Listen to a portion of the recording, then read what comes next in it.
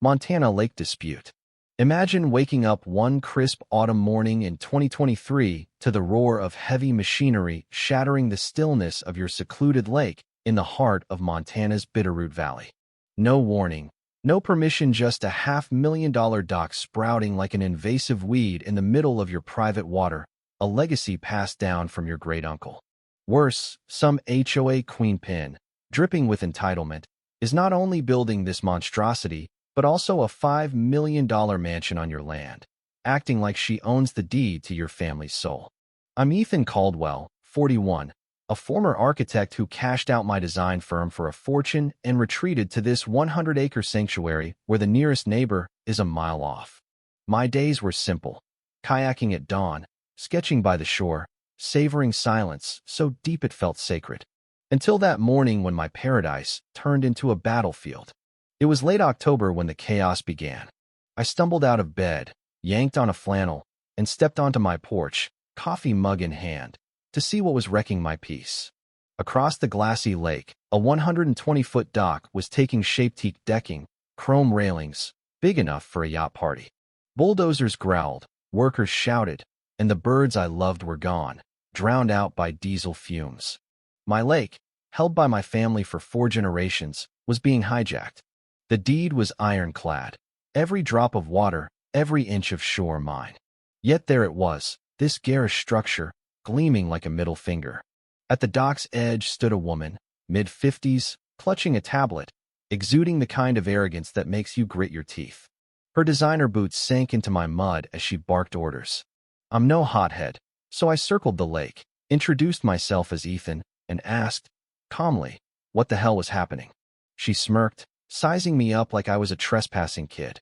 This is community water now, hon, she said, her voice syrupy with condescension. I'm just making it usable for everyone. I explained, slow and clear, that this was my private lake, no HOA jurisdiction, no public access. She laughed a sharp, mocking cackle. You're confused, dear. The HOA approved this. It's all legal. Her, everyone, clearly meant her alone. A neighbor, Clara Hensley, a retired librarian in her late 60s, watched from her cedar cabin nearby. She'd always been quiet but kind, waving when we passed on the gravel road. After the woman Lillian Voss, I later learned, brushed me off, Clara pulled me aside, her voice low. Last week, I saw her burning papers by her fire pit. Green flames, like official documents. Looked shady. Clara's sharp eyes missed nothing. I nodded, tucking that detail away, and trudged home, watching the dock grow like a tumor. For days, I pored over my great-uncle's deed, surveyed the shoreline, and researched water rights. The lake was mine, no question.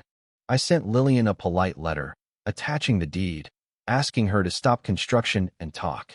I even offered limited access if she'd play fair. Her response?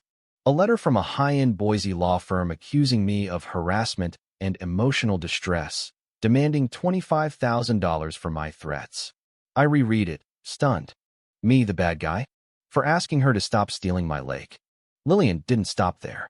She posted no trespassing signs on my shoreline, hired burly security guards who grilled me for ID on my own land, and filed police reports claiming I was stalking her.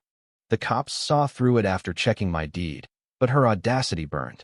One night, a black SUV idled by my gate, windows tinted, engine humming a warning. Clara called me after overhearing Lillian on her phone. Permits? Just build it. I'll fix it later. My blood boiled. This wasn't a mistake. It was a heist. I dug into Lillian's permits. The waterfront section? Blank. Deliberately. I learned her land came from Elite Lakeside Realty, a shady outfit selling waterfront lots with promises of unlimited access they couldn't deliver. They duped her, but instead of admitting it, she doubled down, betting her money and lawyers could rewrite reality. I hired Owen Mitchell, a grizzled property lawyer from Missoula, who called my case a grand slam. Trespassing, permit fraud, code violations, she was sunk. He sent a cease and desist letter, cold and airtight. Stop now, remove the dock, or face court. Lillian countered with 3 suited lawyers and her own cease and desist, claiming I was vandalizing her approved project. My mailbox was smashed that night, tire tracks scarring my lawn. No proof, but the message was clear. Then a local reporter, Mia Larson, 28, caught wind of the feud on a community forum. She pitched a story, David versus Goliath. I agreed, hoping publicity would corner Lillian. She tried to kill it, threatening to pull her HOA's ads from Mia's paper. Big mistake. The editor, hating bullies, greenlit the piece. Mia's article, Montana Man Battles HOA Over Ancestral Lake, went viral locally. It detailed my deed, Lillian's violations, and her ad threats. Comments exploded. HOAs are cancer. Go, Ethan. Lillian's mask slipped. In a grocery store parking lot, she screamed at me, "You're ruining my life with your lies." Clara, there by chance, recorded it. The video Lillian unhinged. Mecom racked up thousands of views. Captioned, HOA tyrant melts down. Her reputation tanked. I noticed the dock's shoddy build flimsy pilings, rushed work. I warned the county. Unsafe for Montana's brutal winters. They shrugged, saying Lillian had to request an inspection. By November, a storm brewed, winds forecast at 80 miles per hour. I emailed Lillian and the county, reinforce or remove the dock. No reply. Clara texted me a clip from an HOA meeting, Lillian sneering, "Let the storm fix it." My gut twisted.